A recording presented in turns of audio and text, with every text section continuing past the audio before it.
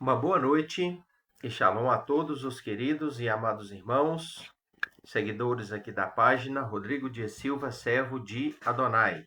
Que o Eterno possa estar abençoando a todos. Hoje eu entro aqui ao vivo para comentar com os irmãos a diferença entre religiosidade e espiritualidade. Parece ser a mesma coisa, mas são coisas bem diferentes. Há muitas pessoas que pensam que são uma coisa só, mas não é. O que nós estamos buscando de verdade para as nossas vidas? O que nós realmente somos? É bom nós refletirmos nisso e saber essa diferença, porque nós sabemos muito bem que o nosso Criador, o Deus Todo-Poderoso, ele deseja que nós venhamos a ter comunhão com Ele. Ele é Pai e nós somos filhos. Como Pai, Ele deseja que nós, como filho, venhamos a ter intimidade com Ele. Será que a religiosidade tem o poder de nos conectar com o nosso Criador? Será que realmente o nosso Criador, ele depende da religião, da religiosidade, para ter acesso às suas criaturas, a seus filhos? É isso que eu quero explorar nesta live de hoje e em outras que posteriormente talvez a gente faça com este tema. Bom, alguns textos da Bíblia comentam um pouco sobre esta questão. São eles Isaías 29, versos 13, aonde está escrito: Este povo me honra com os lábios, mas o seu coração está longe de mim. Então aqui nós vemos o próprio Criador falando em um determinado momento na história do povo de Israel, através de Isaías, dizendo: Este povo, ele dizendo para Isaías, me honra com os lábios, me honra com palavras, me honra com a boca, mas o seu coração está longe de mim. Aqui nós podemos ver uma clássica expressão da religiosidade do povo de Israel em um determinado momento. Naquela hora em que Deus queria falar para Isaías e com Isaías sobre esta questão, Deus estava dizendo para eles que eles ali transformaram a relação com Deus, que deveria ser feito à base da espiritualidade, em uma simples, mera e repetitiva religiosidade. O ser humano, ele se torna religioso e praticante de uma religiosidade quando essa é uma característica aqui. Quando ele serve a Deus apenas se aproximando dele e evidenciando a sua comunhão com ele com palavras, por palavras, através de palavras. Assim o Eterno falou: Este povo me honra com os lábios, mas o seu coração está longe de mim. Ou seja, o povo de Israel, em um determinado momento, se aproximava de Deus, o honrava com os lábios, o honrava com palavras, o honrava com a boca, mas Deus disse: o coração deles está longe de mim. Aqui em Mateus, na Brit Hadashah, Aliança Renovada, capítulo 23, versículo 27, nosso Salvador, Yeshua o Messias, Yeshua HaMashiach, ele chama alguns religiosos daquela época. O grupo dos Parushim, quem eram eles? Traduzindo para o nosso português, os fariseus. Não todos os fariseus, mas alguma meia dúzia que estava associada com Roma e que estava infiltrada em um sacerdócio corrompido da época de Yeshua, através de Anás e Caifás, que eram sumos sacerdotes, coliados com Roma, vinculados com Roma, pactuados com Roma naquela época, e então eles eram meros religiosos.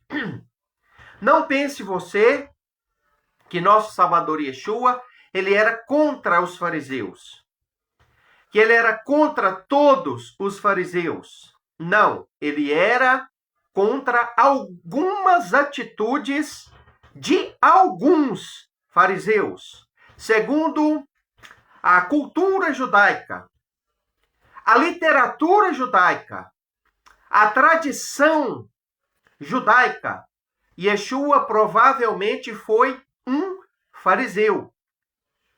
Yeshua provavelmente ele foi um parush, um fariseu. Isso há várias evidências bíblicas e também há várias evidências na literatura judaica de que Yeshua realmente pode ter sido, sim, um fariseu. Um exemplo disso é que existia duas escolas de pensamento na época de Yeshua. A escola de Hillel e a escola de Shammai. A escola de Hillel provavelmente foi a escola onde Yeshua estudou, pois nos estudos de Hillel, na teologia judaica de Hillel, vamos dizer assim para que as pessoas entendam melhor, se encontrava vários ensinamentos que mais tarde foi ensinado por Yeshua. Por exemplo, a questão do amor ao próximo, nunca fazer ao próximo aquilo que você não quer que seja feito a si mesmo. As pessoas pensam, imaginam que isso foi criado por Yeshua. Não, isso aí já estava sendo ensinado nos ensinos de Hillel, muitos anos antes de Yeshua. Muitos outros ensinamentos que Yeshua nos deixou já constava nos ensinamentos de Hillel, que era avô de Simeão, aquele que pegou Yeshua quando criança, no colo, apresentou a Deus e disse: e agora posso morrer em paz, porque os meus olhos viram o Salvador. Então, queridos, provavelmente Yeshua era um fariseu. Então ele critica alguns fariseus que tinham uma atitude religiosa. Quando ele chama eles aqui, Mateus 23, 27, de sepulcros caiados. O que significa? O que quer dizer um sepulcro caiado? Lá está escrito: são belos por fora, mas são cheios de ossos podres por dentro. Fedem por dentro. São imundos por dentro. Assim a religiosidade faz com o homem. Dá ao homem um aspecto exterior lindo, bonito, maravilhoso, que caracteriza ele como uma pessoa religiosa. Mas, muitas das vezes, isso pode estar desacompanhado de algo externo, de uma transformação interna, melhor dizendo. Não significa que apetrechos externos, como isso aqui, por exemplo, isso aqui, não significa que eu gozo de uma espiritualidade sadia com o Criador. Não significa que o terno, a gravata, a Bíblia debaixo do braço do evangélico, o cabelão da irmã evangélica que arrasta lá no chão, o saião dela varrendo o chão, não significa que o coração dele ou dela está alinhado, ajustado com o Criador.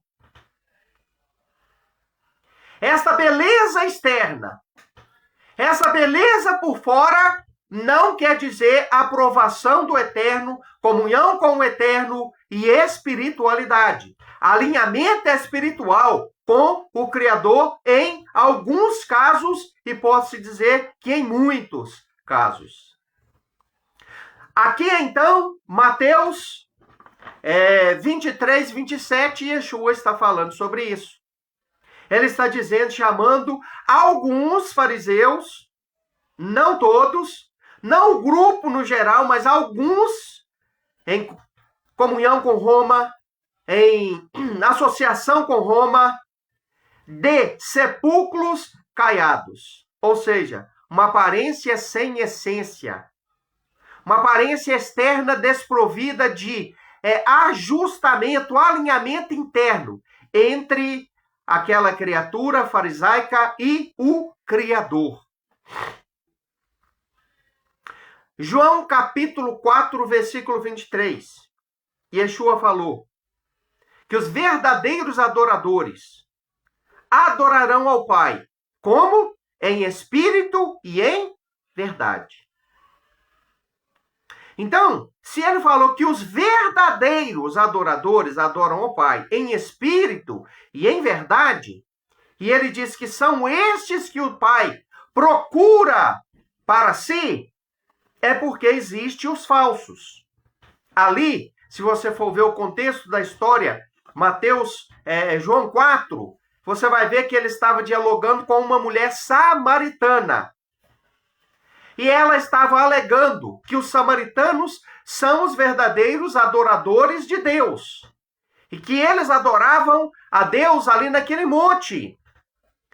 E ela contrapôs dizendo, olha, agora os judeus dizem que o verdadeiro templo, a verdadeira adoração está em Jerusalém. E Yeshua falou, olha, eu te digo que verdade, verdade vos digo que nem aqui, nem em Jerusalém será o verdadeiro local de adoração. Porque os verdadeiros adoradores adorarão ao Pai em espírito e em verdade. Então, se existe o verdadeiro, é porque também existe o falso. Se existe a verdadeira adoração, é porque também existe a falsa. Se existe verdadeiro adorador, existe também falso adorador. Se existe verdadeira adoração, isso é sinônimo de que existe também a falsa adoração. Então, queridos, religiosidade é uma coisa, espiritualidade é outra. Vamos para uma definição um pouquinho mais aprofundada sobre o que significa religiosidade e espiritualidade. Uma definição básica. Religiosidade, ela é nada mais, nada menos do que um conjunto de dogmas, de práticas externas, isso em nome de Deus ou em nome de uma religião, de uma instituição, de uma invenção. O que são dogmas? Dogmas são regras, crenças e práticas típicas de uma religião que são geralmente criadas, inventadas por homens em concílios, em convenções, em templos, em cursos teológicos, em credos, em estabelecimento de doutrinas, de metas, de estatutos e regimentos internos para guiar um povo, nortear a vida de um povo. Então, o que é isso? São dogmas. Dogmas é este conjunto de crenças, credos, de doutrinas, de regras que norteiam um grupo. Cada denominação, instituição, tem seu dogma. Assembleanos têm o seu, quadrangular tem o seu, batistas têm os seus, presbiterianos têm os seus, até mesmo, infelizmente, né? Os grupos judaicos, do qual eu faço parte, do judaísmo messiânico, também têm seus dogmas. Então, a religiosidade é isso, é esse conjunto de práticas, muitas das vezes, externa. Aonde eu me visto de um jeito padrão, eu tenho um vocabulário padrão, eu tenho um conjunto de crenças padrão, enfim, então isso são dogmas próprios de uma religiosidade. Isso está ligado mais ao exterior da coisa. Geralmente a religiosidade bate muito na tecla do uso e costume. Tem que vestir isso, tem que vestir aquilo outro. Não pode vestir isso, não pode vestir aquilo outro. Tem que ter tal apetrecho, tal adereço, tal adorno. Tem que se vestir de tal maneira, principalmente a liderança. Quando eu era pastor, só podia se pregar de terno, ou então de camisa de manga comprida e gravata. Nenhum pastor podia subir no púlpito. Pode subir no púlpito das igrejas onde eu participava, Assembleia de Deus, por exemplo, sem a gravata. Ele pode até subir sem um paletó, mas ele tem que ter uma blusa, tipo essa aqui que eu estou usando, e uma gravata. Senão, o que é isso? São dogmas. São apetrechos. É um padrão escolhido por uma liderança, por um conjunto de pessoas. As crenças também, da mesma forma. Toda denominação tem a sua crença.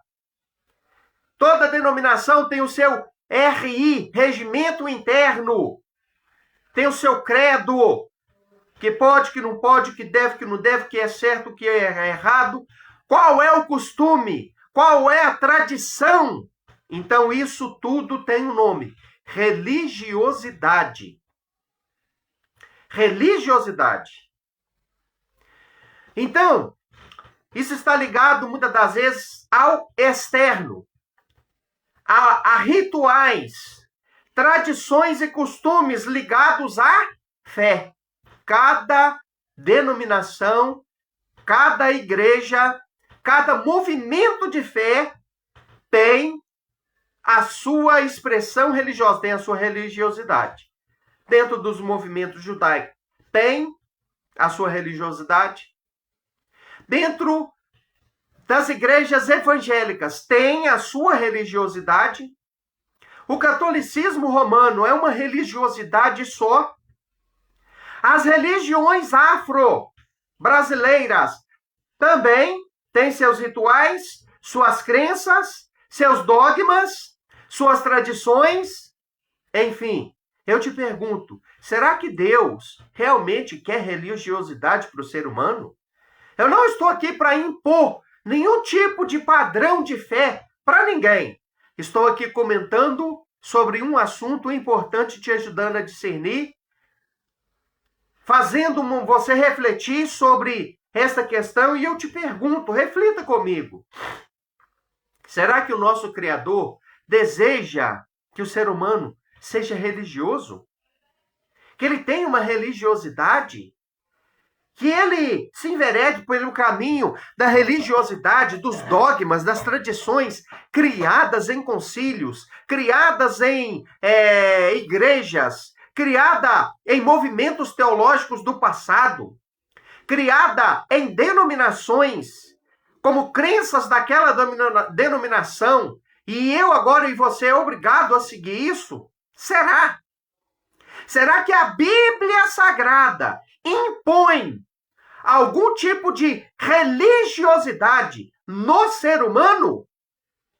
É isso que eu quero que você reflita com esta live, com esta transmissão, com este ensinamento de hoje.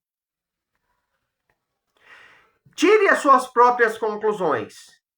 Será que Deus desceu lá no Monte Sinai para entregar as tábuas da lei para um homem chamado Moshe, que todos nós chamamos de Moisés, que era um príncipe egípcio, um israelita preso em Israel, né? Que vivia ali, foi criado por uma egípcia, como um hebreu criado como egípcio. Será que Deus desceu lá no Monte Sinai para entregar dogmas para um homem? Será que Deus desceu lá para fazer dele e de toda a nação de Israel pessoas religiosas? Não. Eu acredito que não. Então, religiosidade é isso. Ela pode existir sem transformação interior.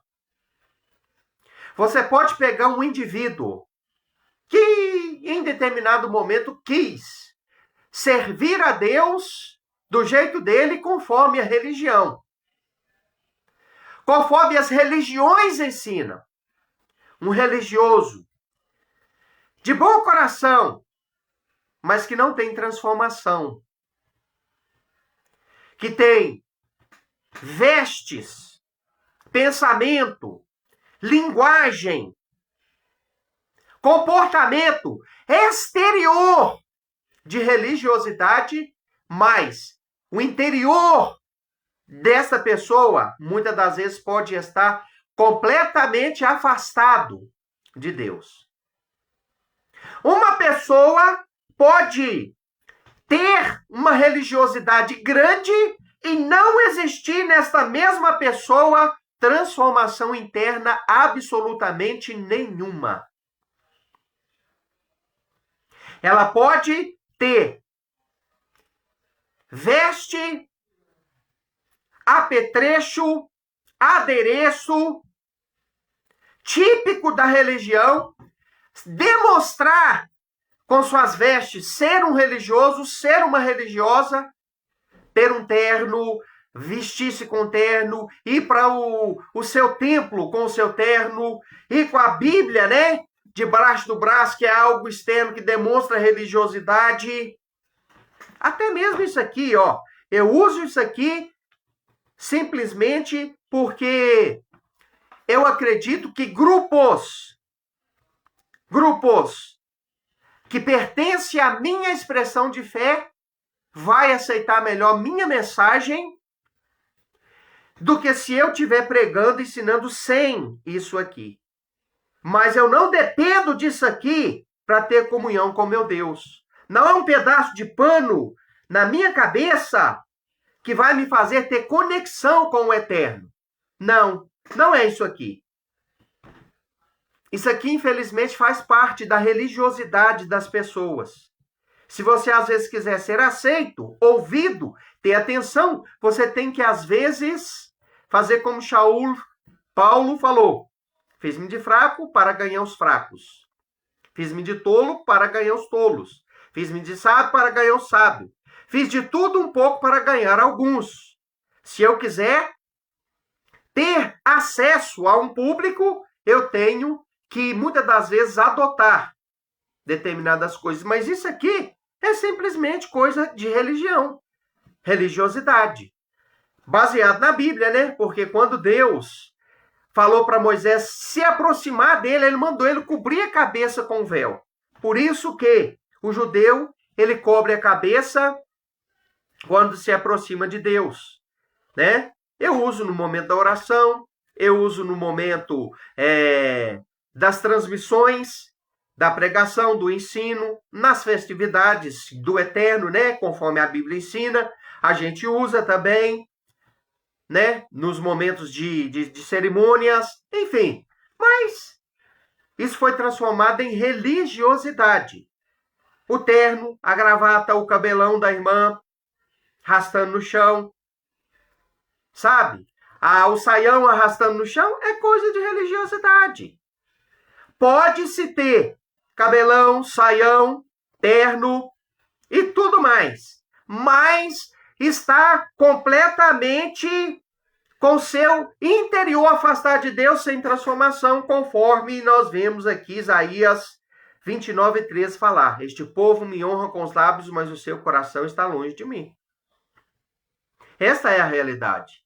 Então a religiosidade, ela engana, porque você pode olhar para o externo de uma pessoa e dizer: eis aí um grande homem, uma grande mulher, uma grande serva, um grande servo de Deus, e não ser. Ter religiosidade externa, mas ter um interior, conforme Yeshua falou em Mateus 23:27, como um sepulcro caiado. Bonito por fora, mas podre por dentro. Não estou falando que toda pessoa religiosa é assim. Estou falando de uma realidade que a grande maioria, muitas pessoas que trilham o caminho da religiosidade podem, às vezes, cair nesta condição, sim. A Bíblia fala sobre isso. Então, queridos, um pouco sobre religiosidade. Agora, espiritualidade. Qual é a diferença, né, de religiosidade com espiritualidade? O que é espiritualidade? Vamos lá, uma breve e básica definição sobre o que é espiritualidade. É a conexão viva com o eterno, o Criador, uma conexão viva, uma conexão real, aonde você tem contato com ele através da oração, através da Bíblia, através de experiências, por exemplo, como sonho, como visão, como profecias, como respostas diretas, ação direta deste Deus na sua vida. Resposta de oração que você faz por si mesmo, por uma pessoa, por um parente, por um amigo, por uma causa. Então, isso é o quê? Uma espiritualidade, uma conexão, uma ligação, uma sintonia. Aonde muitas das vezes você tem contato com Deus e ele se comunica com você através da intuição, através do pensamento, através de sentimentos que ele mesmo coloca no seu coração, através de respostas às suas orações. Enfim, isso se chama espiritualidade, uma conexão, uma comunhão viva. É algo que está vivo, é algo real com o Criador, com o Eterno. E que é independente desta questão de denominação, desta questão de religião, de frequência em templo. Deus não precisa que você tenha uma carteirinha de membro de denominação nenhuma no seu bolso para ser seu pai e te ter como seu filho dele. Deus não precisa que você esteja com a cara enfiada dentro de um templo como membro de uma organização humana para poder ter comunhão com você, não. Isso é coisa da religiosidade, sabe por quê? Um padre lá no passado, um teólogo lá no passado, ele escreveu em um artigo o seguinte: que ninguém pode ter comunhão com o Criador, com Deus, fora da Igreja Católica Apostólica Romana. Então, este pensamento, ele foi embutido por este artigo teológico católico apostólico romano, que virou um credo, aonde se estava completamente fora da comunhão com o Criador quem não fazia parte da eclésia. Quem não fazia parte da suposta organização criada por Jesus. Então, quem estava fora da igreja estava fora do reino dos céus. Estava fora do reino de Deus. Agora eu te pergunto, isso acabou? Não. Isso ainda impera no catolicismo romano. E os evangélicos? Tem isso? Infelizmente tem. Porque o evangélico acha que se ele estiver fora de uma denominação, da sua denominação, de alguma igreja, se ele não for frequentante de uma igreja, a alma dele está no inferno. Ele está desviado. Ele está longe de Deus. E ele vai perder a sua salvação por isso. Meu amigo, você que está me assistindo, seja lá quem for, qual denominação for, seja você pastor, seja você presbítero, diácono, seja você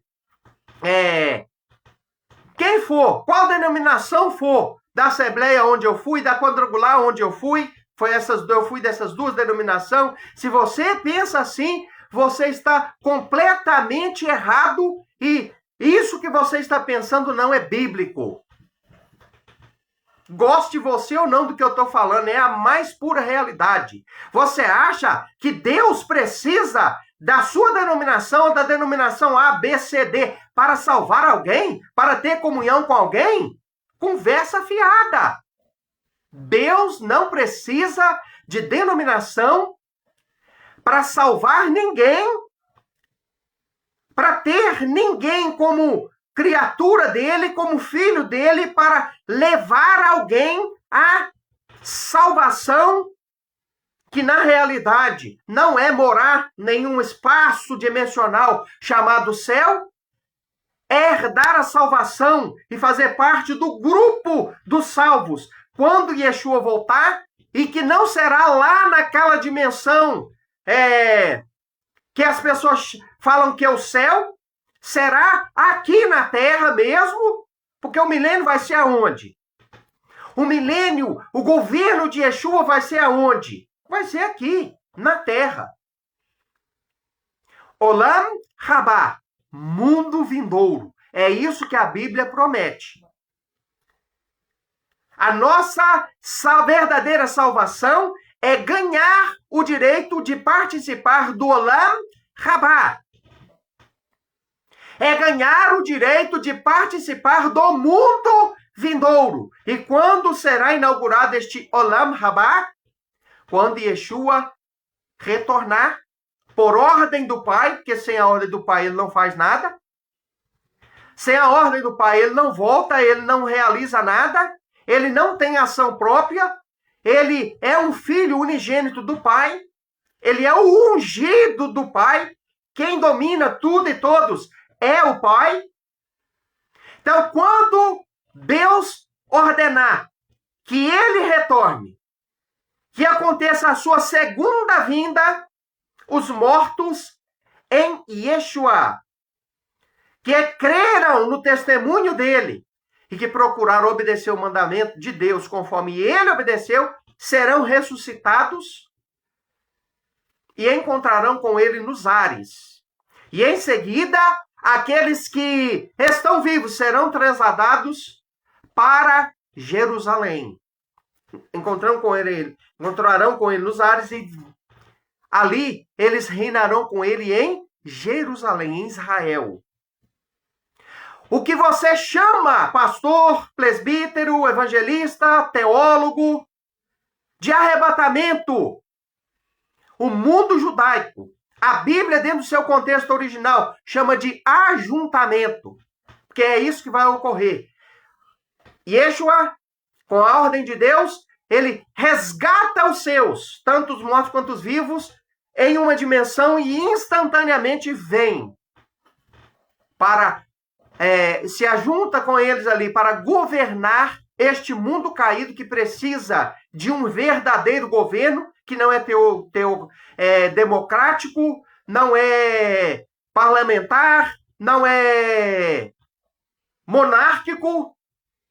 Este mundo precisa de Deus para consertar ele. Então, virá um governo teocrático para governar este mundo. E este governo teocrático terá Yeshua como governante maior. Então, aí sim entra aquilo que as pessoas acham e chamam de céu. Porque uma outra curiosidade que eu vou falar para você. Não existe a palavra céu na Bíblia. Não existe. Ah, eu vou morar no céu. Mas qual céu? Não existe a palavra céu na Bíblia. Existe Shamaim. Shamaim está no plural. Céus. Céus, plural. Shamaim. Não existe a palavra céu na Bíblia. Existe Shamaim, céus. Está no plural. Então, quando Yeshua retornar, eu, você e todo aquele que deseja, almeja, pela misericórdia de Deus, herdar a vida eterna, será participante de algo que a Bíblia chama de Olam Rabá, do mundo vindouro. Então você pensa que Deus depende de religiosidade para poder colocar alguém no Olam Rabá? Não. Deus não precisa de uma instituição, de que você esteja afiliado a uma instituição para você herdar o Olam Rabá. Para herdar o Olam Rabá, você tem que crer no testemunho de Yeshua como seu Salvador, como o Mashiach, como o ungido de Deus, como o Messias, e obedecer os mandamentos como ele obedeceu. Porque até ele obedeceu os mandamentos.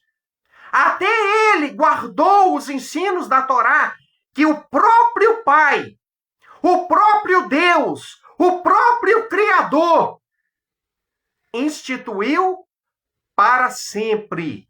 E, infelizmente, a religião fala que ele aboliu estes ensinos eternos do Pai.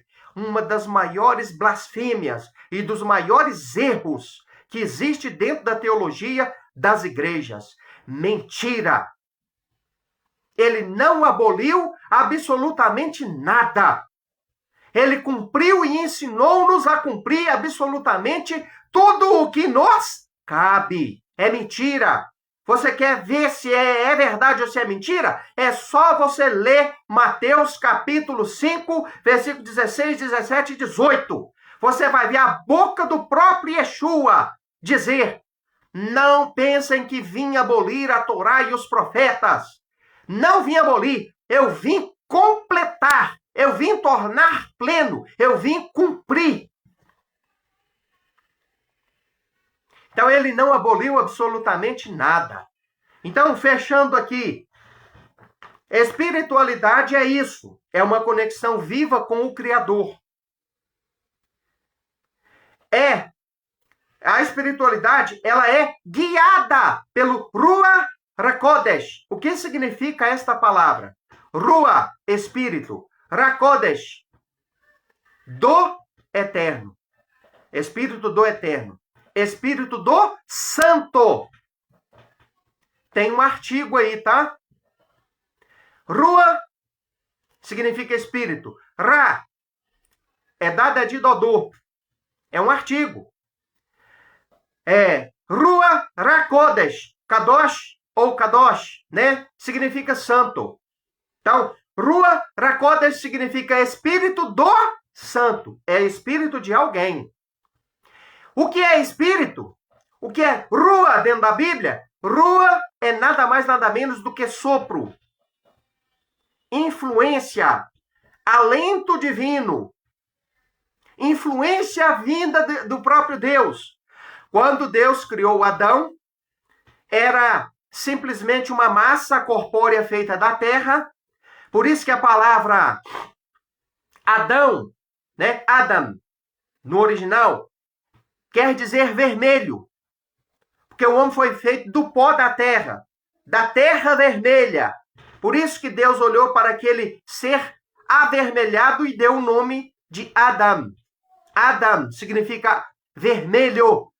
Adão, provavelmente, né, ele era mais avermelhado, ruivo. Ele tinha a cor da terra. Por isso que leva este nome, Adam, ou seja, vermelho. Adam significa vermelho. Então, aquele ser inanimado que estava nas mãos de Deus, a única criatura que ele usou a mão para fazer, porque quando ele foi criar céu, terra, mar, animais, ele criou com o sopro da boca. Todas as constelações e os universos paralelos, ele criou com o sopro da sua boca, com a palavra efetiva da sua boca. Mas quando ele criou o homem, ele foi no pó da terra, moldou o homem com a sua mão. E ele então viu aquele ser inanimado na sua mão, não tinha vida. O que ele fez então para dar vida àquele ser, Adam, que ele criou? Ele soprou nas suas narinas o fôlego da vida. Ó. Esta palavra soprou significa rua. O Espírito de Deus fluiu do próprio Deus. Vento, fôlego, respiração, é isso que significa rua. Então, a espiritualidade, ela é fruto desta influência de Deus em nós, do Espírito de Deus em nós. É uma conexão da criatura que tem na sua vida o Espírito de Deus com o Criador. É diferente de religiosidade, porque a religiosidade é externa. A espiritualidade, ela está ligada mais à coisa interna. Portanto, que tem coisa da espiritualidade que só pode entender quem tem o Espírito de Deus. Por exemplo, determinados sonhos, visões, profecia, dons de Deus, intuição, por exemplo. Só vai poder entender quem é participante, senão você não vai entender. É difícil para você entender que muitas das coisas que a gente sonha à noite, às vezes costuma acontecer durante o dia. É muito difícil para uma pessoa entender que Deus pode mostrar para ela em uma visão noturna, por exemplo, coisa que acontece comigo constantemente, coisas que estão acontecendo comigo, com alguém da minha família, com uma pessoa próxima. É muito difícil para você que tem a mente religiosa entender uma visão onde Deus mostra para você um acidente, pede para você orar, e você ora, e aquele acidente, tempos depois, ele ocorre, ele acontece, e você fica pensando, mas como que isso ocorreu? E você vê aquilo acontecendo, e você lembra que há meses atrás, você sonhou com aquele acidente, com aquela pessoa, com uma pessoa próxima àquela, envolvida em um acidente que faleceu. Isso já aconteceu comigo. Eu já sonhei com pessoas morrendo em um acidente, orei por aquela pessoa, pedi por aquela pessoa, não era ela. Era uma pessoa próxima a ela. Era o filho dessa pessoa que morreu em um acidente.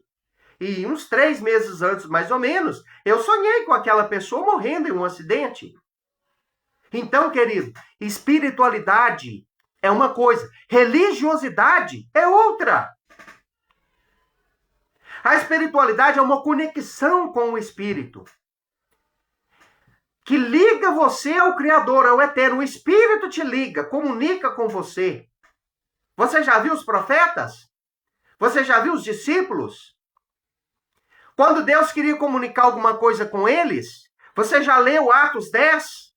Quando Deus quis falar com um homem preconceituoso, que tinha um dogma na sua mente, de que Um judeu não pode ter contato nenhum com um gentil, com um goim.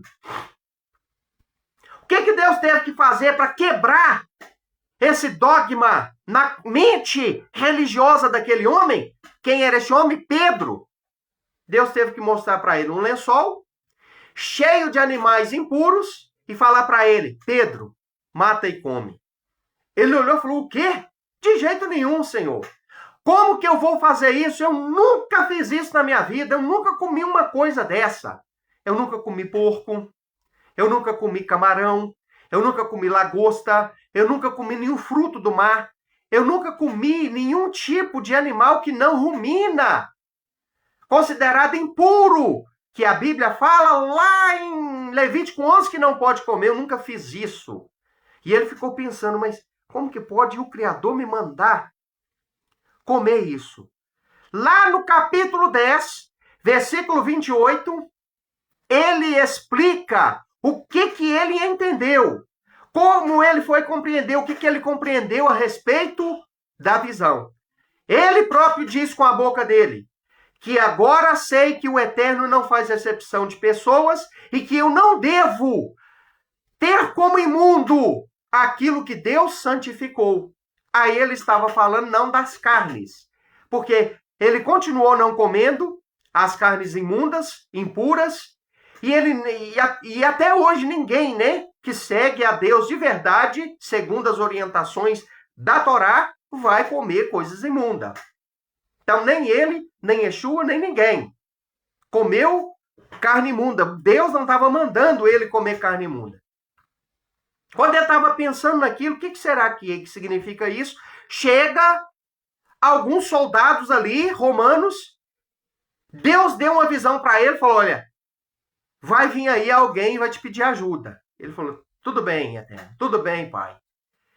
E de repente aparece ali um centurião chamando ele para ir na casa de Cornélio, que era um prosélito, um goim, não judeu, mas que servia a Deus conforme a fé judaica, conforme a fé hebraica, que dava ali, fazia suas oferendas, dava as suas colaborações, praticava os ensinos da Torá, guardava as festas do Eterno. Ele era um prosélito, ou seja, ele era um judeu que servia a Deus de acordo com a Torá, porém não era, ele era um goim. Ele não tinha sangue judaico. Ele optou por ser um judeu. Então, Deus precisava quebrar esse preconceito de Kefa, Pedro, Shimon Kefa, nome dele verdadeiro em hebraico, para ele poder sair da onde ele estava, deixar aquele preconceito e ir lá na casa de Cornélio, testemunhar para eles a respeito do Mashiach. E ali, Deus revestiu aquela família com o seu poder, com a sua graça, e eles foram batizados, foram imergidos ali na fé em Yeshua.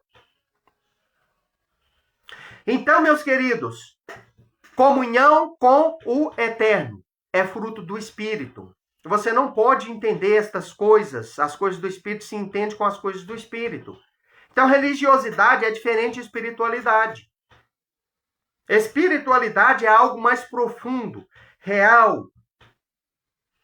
É algo que te conecta direto a Deus. Não é fruto apenas de emocionalismo, sensacionalismo religioso, não. É fruto de uma comunhão real, intensa, verdadeira, viva, com um Deus vivo. Aonde você tem experiências reais, vivas e verdadeiras com este Deus. Você não precisa de um templo. Você não precisa de uma instituição. Você não precisa de ter uma carteirinha de membro, seja de lá o que for, no seu bolso, para você gozar de uma espiritualidade real, viva e verdadeira com o Criador de todas as coisas. Quem fala que isso é necessário não conhece ao Deus vivo, o Deus de Israel. Então, queridos, espiritualidade é isso. Sempre produz mudança de vida na pessoa. Sempre. Toda pessoa que recebe transformação real é porque ela está envolvida na espiritualidade. A espiritualidade, ela muda a vida da pessoa. Se bebia, para de beber. Se fumava, para de fumar. Se prostituía, para de prostituir. Se falava palavrão, para de falar palavrão. Se era caloteiro, agora é honesto. Se falava mal do próximo, agora segura a língua e não faz lachonrará. Se era adúltero, confessa e abandona o seu adultério. Se mentia, para de mentir. Se usava droga, para de usar droga. Sabe por quê? Espiritualidade transforma. Que é uma conexão viva e real com Deus através do Espírito Santo, do Espírito do Eterno na nossa vida. Então, espiritualidade sempre produz mudança. Sempre. Eu posso dizer que experimentei sim, e ainda experimento. E peço a Deus que me ajude a continuar gozando e experimentando espiritualidade. Porque a transformação na minha vida foi gigantesca. Foi enorme. Bom, na visão judaica, como que um judeu enxerga essa questão de espiritualidade e religiosidade? Na visão judaica, mitzvot, ou seja, mitzvah, mandamento, mais kavaná, que é a intenção do coração, a pureza, a intenção com que se faz algo, né? É muito importante. É muito importante. Elas precisam estar juntas. Não adianta você cumprir um mandamento por cumprir. Se você está cumprindo por cumprir, sem aquele amor no seu coração, sem a intenção de agradar a Deus, sem a intenção de ter consciência tranquila e está fazendo por fazer, aquilo é inútil. A intenção do coração, ela é muito importante para validar a mitzvah, ou o mandamento, o cumprimento do mandamento. O cumprimento de mandamento te aproxima e conecta com o Criador. Cada mandamento que você descobre e coloca em prática, ele tem o poder de te conectar com mais força e intensidade ao Criador. Só que o cumprimento de um mandamento de Deus, ele não vale nada se você não tiver kavaná. O que significa kavaná? Intenção do coração, a boa intenção do coração. Então, o mundo judaico enxerga isso, mitzvah, mandamento, mais kavaná, intenção do coração. Isso gera, uma mitzvah sadia, real e verdadeira. Uma mitzvah sem kavaná é como um corpo sem alma. O que adianta um corpo sem alma? Nada. Quando uma pessoa morre, fica lá aquele cadáver estirado no chão, sem vida, sem pulso, sem mexer, gelado. O que adianta aquilo? Nada. É um corpo sem alma, sem vida. A alma está ligada ao sangue, nefesh, né? A alma, ela está ligada ao sangue da pessoa, por isso que é pecado, é errado comer sangue, porque o sangue significa a vida, é o que torna um corpo vivo, o sangue. Então a alma está ligada ao sangue. Perdeu o sangue, perdeu a alma, perdeu a vida. Então você que gosta de comer um chouricinho aí, pensa duas vezes, tá bom? Que o Eterno proíbe na sua palavra. Ah, mas isso aí é coisa de Antigo Testamento. É mesmo? Abra sua Bíblia lá em Atos 15 e lê lá para você ver. Se é coisa de Antigo Testamento. Está lá a proibição, Atos 15. Só você ver. Né? Então, vamos lá.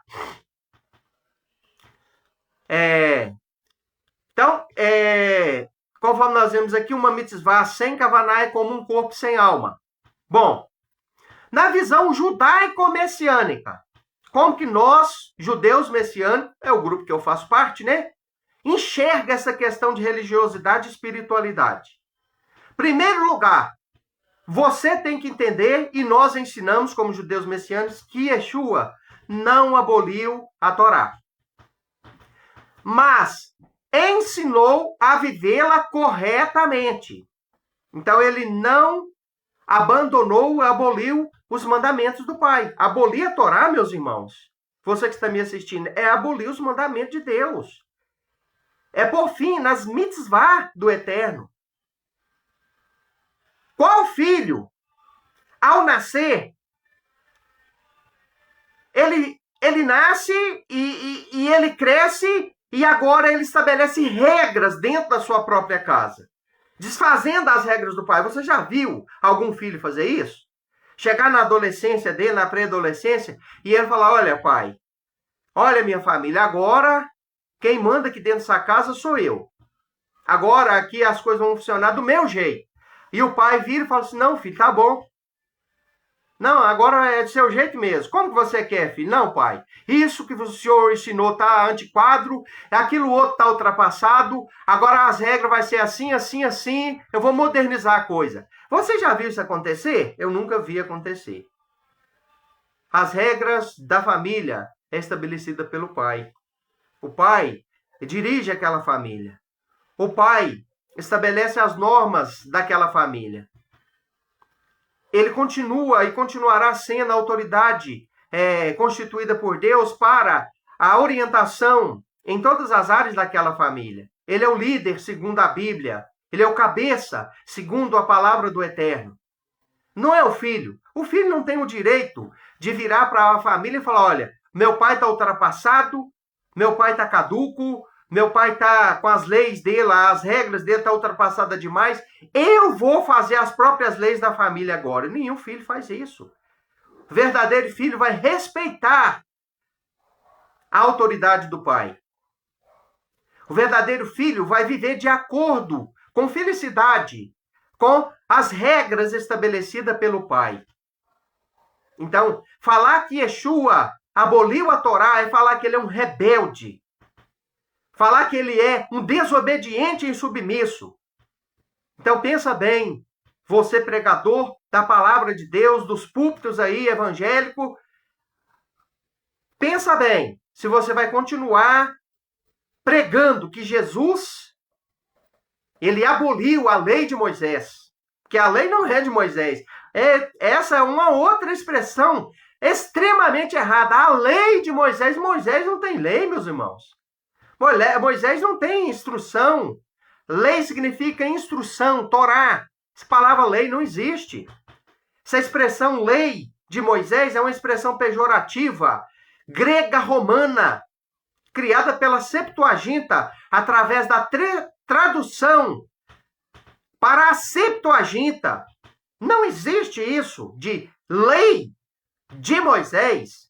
É a Torá do Eterno entregue a Moisés, como um mediador entre Deus e o povo. Simplesmente isso. Então entendam. Primeira coisa que eu quero que você entenda. Yeshua não aboliu a Torá. Ele veio para ensinar a viver ela plenamente, corretamente. A religiosidade, ela diz, né, que você precisa obedecer à lei de Moisés por obrigação. Que eles obedeciam lá no passado por obrigação, não, era por amor. Portanto, que toda vez que eles se sentiam obrigados e mecanicamente eles começavam a guardar os mandamentos de Deus, Israel afundava na idolatria, nas guerras, na fome, nas doenças. Então, a espiritualidade te ensina a praticar os ensinos da Torá, sabe para quê? Por amor. quando eu era criança. Vivia na casa do meu pai. Eu tinha mais 2 irmãos. Um deles era extremamente desobediente e constantemente ele estava sendo punido por meu pai ou pela minha mãe. Sabe por quê? Porque ele tinha uma inclinação para a transgressão. Ele desobedecia às regras do meu pai. Ele não ligava para as regras e as palavras da minha mãe. Constantemente ele estava sendo castigado, açoitado e sendo privado de coisas como forma de castigo para poder ver se aprendia as coisas. Meu irmão biológico, né, que eu estou falando. Eu e uma irmã, né, uma outra irmã, que nós somos 3 filhos do mesmo pai e mãe. Tenho umas 2 irmãs por parte de pai. Então eu, o meu irmão e a minha irmã, né, fomos criados dentro da mesma casa, com as mesmas regras, pelo mesmo pai, pela mesma mãe, durante muitos anos das nossas vidas. Eu tinha uma qualidade. Eu tinha muito temor e respeito, tanto pelo meu pai quanto pela minha mãe. Portanto, que eu nunca apanhei do meu pai. Da minha mãe, ela já me deu vários cascudos, né? Quando eu transgredia, ela me punia. Algumas vezes, né? Umas 3, 4 vezes na minha vida. Mas meu pai nunca me deu um tapa. Sabe por quê? Porque eu respeitava as regras dele. Eu amava obedecer a ele para estar em comunhão, em harmonia com ele. E eu obedecia não por obrigação, não por medo, mas por respeito a meu pai. Coisa que eu respeito até hoje, mesmo sendo um homem de quase 47 anos de idade. Então, queridos, a espiritualidade te ensina a obedecer a Deus e aos seus mandamentos, não por medo, não por força, mas por amor. Você obedece a Deus e vai para a igreja com medo de ir para o inferno? Você está servindo a Deus errado. Você deve fazer tudo que você tem que fazer, mas por amor a Ele. Não por medo de ir para o inferno. Medo de Satanás, medo de demônio. Não. Medo de perder salvação. Você deve fazer tudo. Obedecer os mandamentos. Servir a Deus. Santificar sua vida. Jejuar. Orar. Ser uma boa pessoa. Mas tudo por amor. Tudo por amor. Assim ensina a espiritualidade. Assim ensina o Espírito de Deus a cada um de nós. A religiosidade não. A religiosidade te ensina que você tem que fazer porque é uma obrigação. É assim que a nossa denominação manda. É assim que a doutrina da igreja manda. É assim que o regimento interno manda. E se você não obedecer, você vai ser tirado de comunhão, hein? Era assim que eu via os pastores fazer, que eu também fazia, pressionando as pessoas a obedecer às regras da instituição, porque senão ela seria cortada da comunhão, perderia o direito de participar da Santa Ceia e perderia os seus cargos na eclésia. Religiosidade. Eu peço perdão para todos os irmãos que um dia eu cheguei e te chamei por causa de uma besteira, de você usar uma bermuda, de você jogar uma bola, de você cortar um pouco no seu cabelo, irmã. Eu já chamei pessoas e falei para algumas pessoas, olha, você essa semana, você está suspenso da comunhão, não vai tomar Santa Ceia e não vai tocar, não vai participar do cargo fulano de tal, porque você transgrediu. Você não transgrediu a Deus, transgrediu uma regra humana. Se tem alguém aqui, alguém me vê, que alguém que eu fiz isso, estiver assistindo, eu te peço perdão, por causa de uma mentalidade religiosa que me levou a fazer besteira, que isso é uma besteira. São simplesmente dogmas desnecessários. Ameaça, manipulação, chantagem. Deus não faz isso com ninguém. Deus te deu uma consciência. É você que tem que saber se vai ou não participar de algo, se está ou não está em comunhão com o Eterno, com o Criador. Não é eu, não é pastor, não é presbítero, não é diácono, não é presidente de igreja, não é rabino, não é ninguém. É você que deve tomar decisão.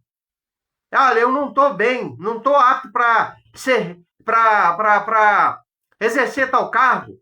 Não estou apto para participar do seu Dat Mashiach, que é a ceia, o jantar em memorial a Yeshua, onde relembramos do corpo e do sangue dele. É eu e você que deve ter essa consciência. Não é alguém que deve apontar e te tirar da comunhão, te colocar em banco. Isso é manipulação religiosa. Então, a religiosidade e a espiritualidade são diferentes. São duas coisas diferentes. Diferenças, né? A espiritualidade, ela te leva à prática, né? Com amor e conexão de tudo aquilo que Deus pede na sua palavra. Olha bem, meus irmãos, eu quero fazer um adendo aqui. Quando eu era pastor, as pessoas tinham horror. Os pastores têm horror à lei de Moisés. Ah, porque aquilo é uma regra interminável, aquilo é uma loucura. Não, Deus veio para enviar Jesus para desfazer da lei de Moisés, porque aquilo não tem como obedecer aquilo. Tudo bom. Lá um belo dia eu encontro com as verdades hebraicas. Eu encontro com Deus através da conexão do hebraico, da fé israelita, da fé judaica. E comecei a ver a Bíblia de outro prisma. Não quis mais ser cristão, porque eu não sou cristão. Eu sou um judeu messiânico. Eu não sou um cristão.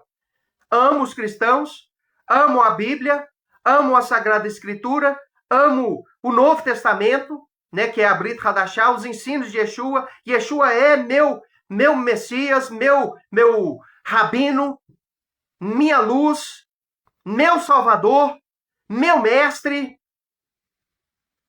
Mas eu não sou cristão. Tem muitos pensamentos de cristão que fazia parte da minha vida lá naquela época que não faz mais hoje. E que eu não creio mais hoje. E pronto. Então, eu tive essa conexão, essa comunhão com o Criador através da língua hebraica. Da Bíblia em hebraico, que é completamente diferente daquilo que vemos no português. A Bíblia, a tradução para nós português, tem muita coisa diferente, errada, que não aparece no hebraico. Então, passei a servir a Deus de acordo com a configuração judaico-messiânica.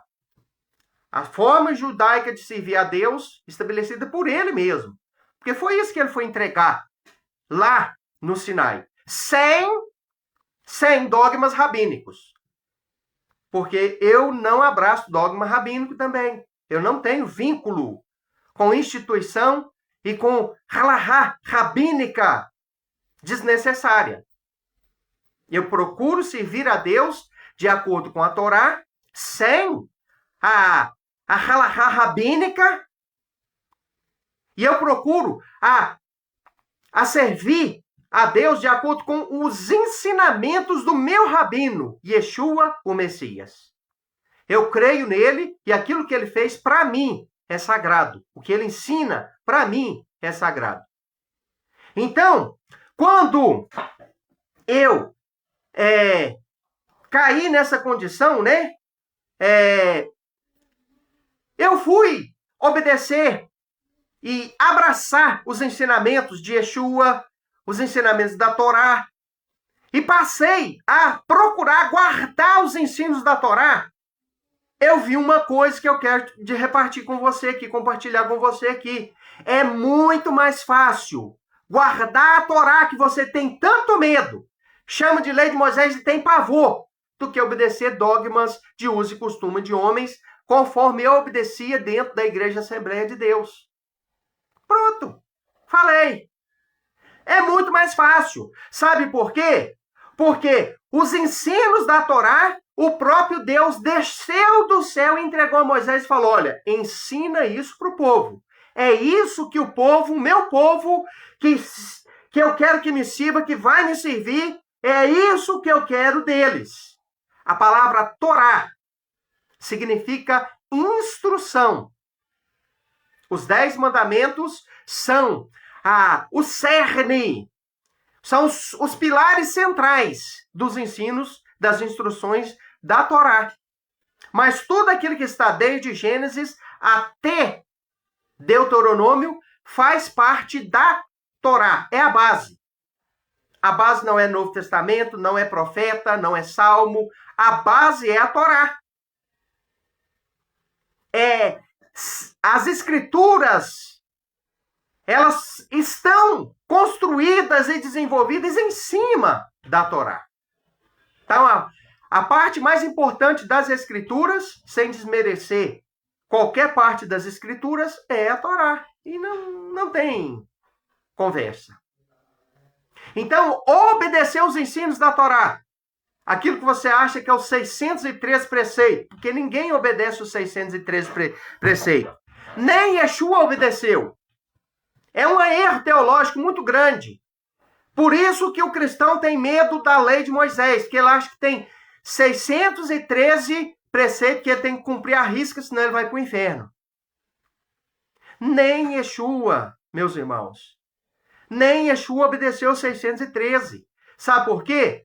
Porque dentre os 613 preceitos, existe preceitos para mulheres. Como que Yeshua vai e eu vou obedecer coisa que é para mulher obedecer?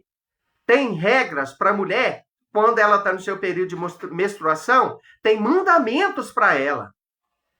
Então eu não posso obedecer um mandamento que é para mulher.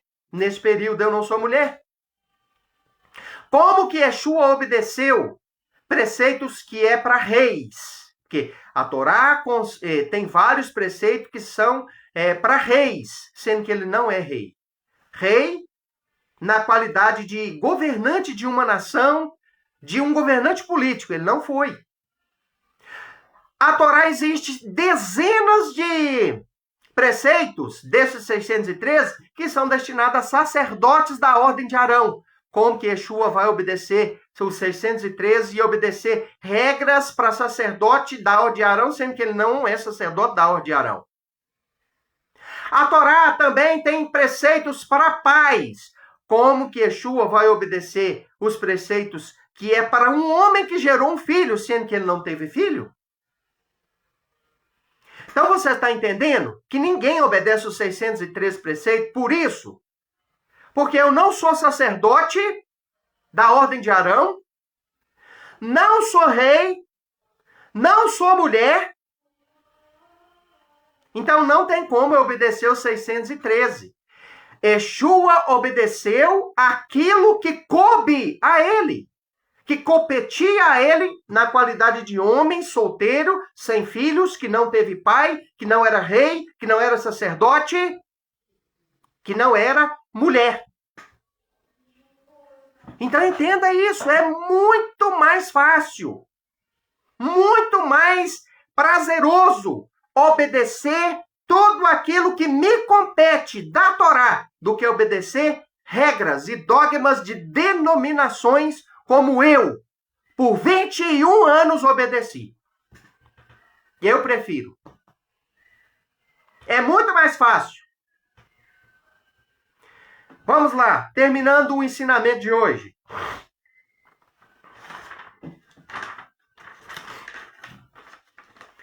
A espiritualidade, ela te leva a enxergar o seu interior e não o seu exterior. Quando você vê alguém pegar demais em exterior, olha, você tem que usar isso, olha, você tem que usar aquilo outro, olha, você tem que pôr isso, olha, você tem que fazer aquilo outro. Sempre te levando para uma condição exterior, pode saber, religiosidade. O foco da espiritualidade é o seu interior. É a sua relação com Deus. Como que você está? Você está bem? Você está orando? Você está jejuando? Você está guardando os mandamentos? Você está em conexão com o Eterno? Você está na prática de vícios constante? Então, interior, coisa do interior. Como está a sua conexão com o Eterno? Ele está respondendo suas orações? Ele está direcionando você? Você está tendo resposta? Você está bem com o Criador? Então, resposta. Olha bem, um jovem chamado pela Bíblia de um jovem rico. Ele tinha uma curiosidade, um desejo muito grande de querer saber o que ele precisava fazer para herdar a vida eterna. E ele chegou diante do mestre. Ele chegando diante dele disse: bom mestre, o que eu devo fazer para herdar a vida eterna? Olha, Yeshua perguntou para ele, diz para ele, guarda os mandamentos. Foi esta a resposta para aquela pergunta. O que eu devo fazer para obter a vida eterna? E Yeshua falou para ele, guarda os mandamentos. Você conhece os mandamentos? Ele sim, eu tenho feito isso desde a minha mocidade. Né? Eu tenho obedecido, guardado os mandamentos. Mas aí Yeshua falou para ele, vende tudo que tens e dá aos pobres e vem e me siga. Yeshua viu que o coração dele tinha um vício. Ele era avarento, ele era ganancioso, ele era materialista, ele era apegado a bens materiais, a acúmulo de riqueza. E Yeshua falou, vende tudo que você tem, dá aos pobres e me siga. E outra, a resposta para a sua pergunta é, guarda os mandamentos se quiseres ter a vida eterna. Sabe o que aquele jovem fez? A Bíblia fala que ele se afastou com muita tristeza e sumiu, desapareceu. Por quê? Porque ele era possuidor de muitas riquezas. E Yeshua disse, é mais fácil um camelo passar pelo buraco de uma agulha do que um rico entrar no reino de Deus. Camelo não é um animal com duas bolotas grandes nas costas que anda lá no deserto, não, tá? É uma corda grossa cheia de nó. Tá? Para você não confundir as coisas. É igual o galo, né? O galo lá que cantou na hora que Pedro negou Yeshua. As pessoas acham que é um bichinho, né? Uma lida galinha que cantou lá, cocoricó. Não, não é. É uma corneta romana chamada galo. Que tocava em determinados períodos do dia e também da noite para comunicação entre eles naquelas épocas. Então, Yeshua falou antes que o galo cante 3 vezes, tu me negará. Ele estava se referindo a uma corneta, uma trombeta chamada galo. Da mesma forma, essa é a outra questão do camelo passar por o buraco da agulha. É uma corda de navio com alguns nós que é impossível passar por um buraco de uma agulha. Como com uma corda dessa grossura, da grossura do braço de um homem, vai passar num buraquinho de uma agulha de mulher costurar? É impossível, né? Então, esse é o exagero intencional, esse é o significado real de camelo passando pelo fundo de uma agulha. Então, Yeshua falou, é mais fácil um camelo passar pelo buraco de uma agulha que um rico, nessas condições aí, entrar no reino de Deus. Então, meus queridos e amados irmãos, a espiritualidade, ela foca no interior e não no exterior. A religiosidade foca no exterior e não está nem aí para interior. Vamos lá. Perigos da religiosidade. Qual é o perigo que a religiosidade tem? Tem muitos. Vamos lá, alguns. Hipocrisia. Todo religioso, toda religiosidade, ela conduz pessoas à hipocrisia. Por isso que alguns fariseus foi tão hostilizado por Yeshua, por causa da hipocrisia. Yeshua condenou e disse, vocês coloca um fardo pesado nas costas dos outros e nem com um dedinho sequer vocês levantam o fardo que põe nas costas dos outros.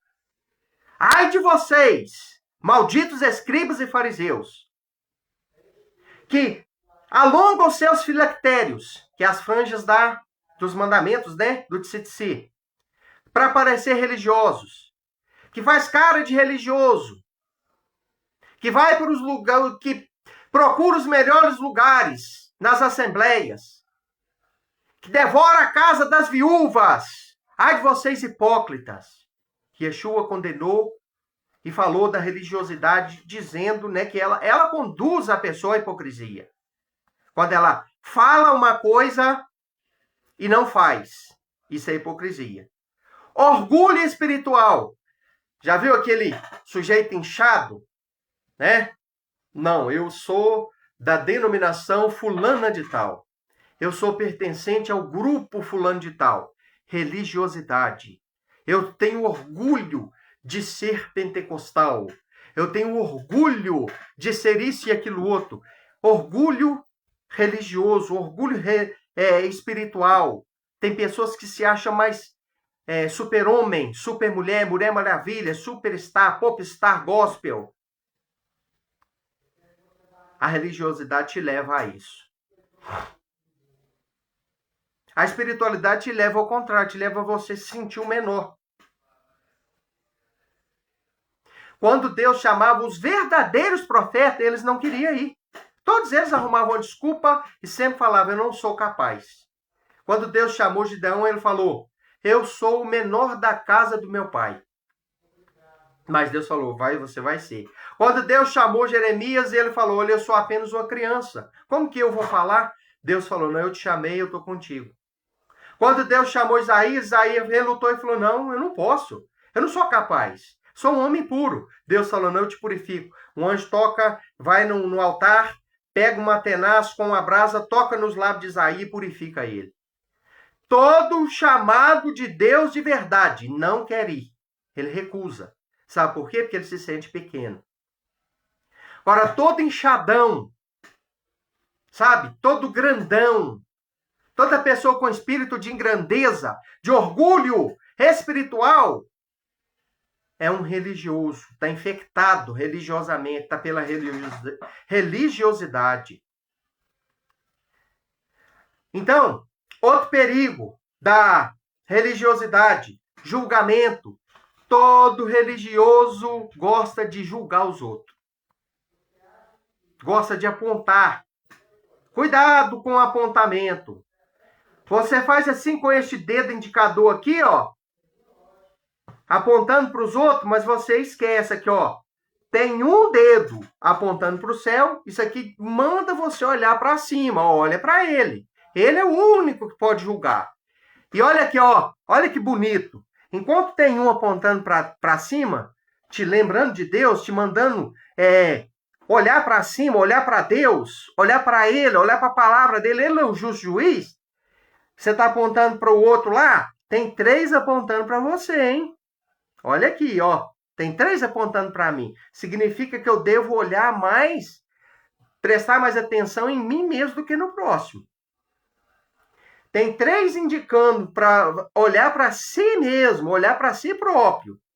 Ao passo que tem um apontando para o verdadeiro juiz. E isso aqui, ó, que significa é um sinal de apontamento, julgar o próximo. É uma grande metáfora que vem para me educar e mostrar que eu preciso olhar mais para mim mesmo. Olhar para Deus do que ficar apontando para o próximo. Para que eu vou ficar julgando o próximo se eu tenho mais defeito às vezes que o próximo? Não é melhor eu gastar o meu tempo de julgamento julgando a mim mesmo? Corrigir a mim mesmo? Tentar me colocar nos trilhos? É mais fácil. Ao invés de ficar gastando tempo com corrigir os outros, vamos investir este tempo em corrigir a nós mesmos. A tarefa é árdua, é grande. Continuando. Então, outro perigo da religiosidade, julgamento e coração endurecido. Yeshua traçou uma parábola. Ele falou de 3 grupos religiosos. Um levita que passa perto de um samaritano, de um homem quase morto à beira do caminho, ele passa de lado, não ajuda ele. Um sacerdote que passa de lado também e não ajuda aquele homem. E ele fala de um samaritano.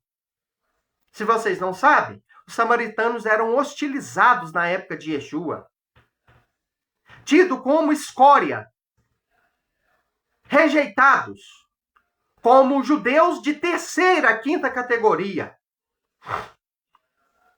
E Yeshua falou que o sacerdote passou de largo, negligenciou a ajuda ao homem que estava morto, quase morto na beira do caminho.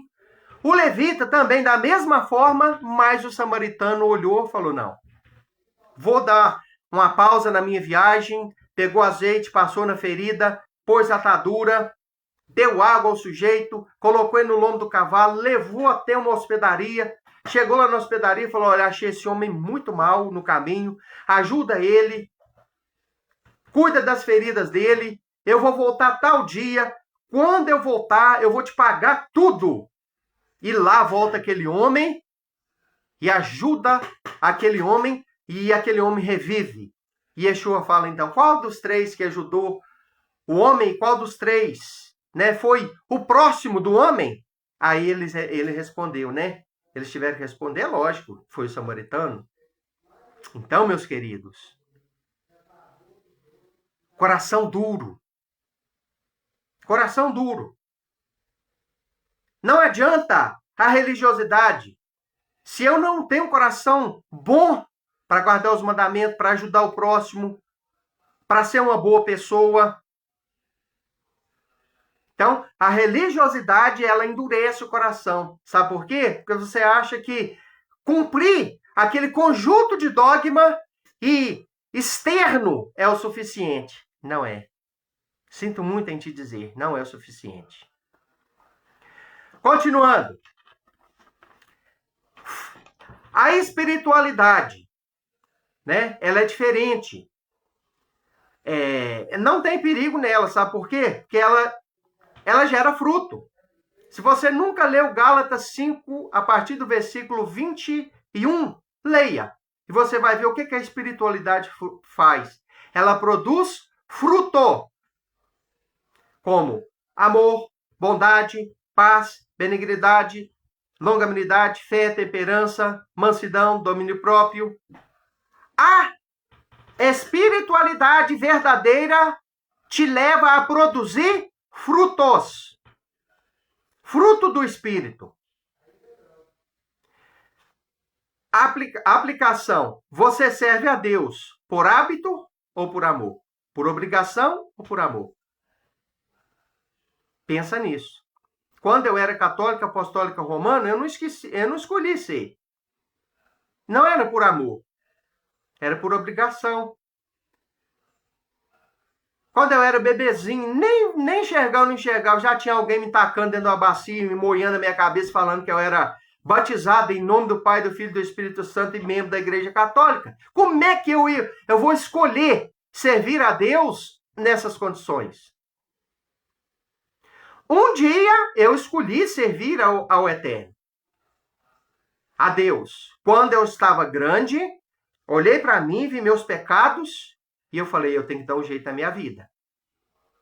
E aí eu entreguei minha vida para Deus, crendo que Yeshua era o Salvador, recebendo Ele como meu Salvador e me batizando em águas correntes. Ali eu tomei uma decisão, eu vou servir a Deus. Mais tarde, eu tive um encontro com a fé hebraica, né? Com a Bíblia dentro do seu original, e eu decidi ajustar a minha vida pessoal aos padrões da fé hebraica. Eu decidi. Não foi meu pai, não foi minha mãe, nem meus irmãos. Eu sou o único judeu messiânico da família. Não tem mais nenhum. Então, a fé verdadeira é aquela que eu opto por ela. Não aquela que o pai, a mãe, o tio, a tia, o vô, a avó, por tradição impõe em mim, não. É aquela que eu opto por ela. Conclusão. Religiosidade constrói estruturas. Religiosidade constrói império. Religiosidade constrói templos. Religiosidade constrói uma estrutura humana. Espiritualidade constrói um relacionamento com Deus. Diferente. É muito diferente você participar de algo que te liga a uma estrutura, a um movimento estrutural, a uma organização. É diferente de você participar de uma espiritualidade que constrói um relacionamento entre você, criatura, e o Criador. Que o Eterno te abençoe de uma forma maravilhosa. Eu encerro essa transmissão de hoje agradecendo a sua participação e pedindo ao Eterno que te ajude a entender a diferença entre religiosidade e espiritualidade. E que você escolha a melhor parte. Escolha a espiritualidade. No nome de Yeshua. Shalom, boa noite a todos.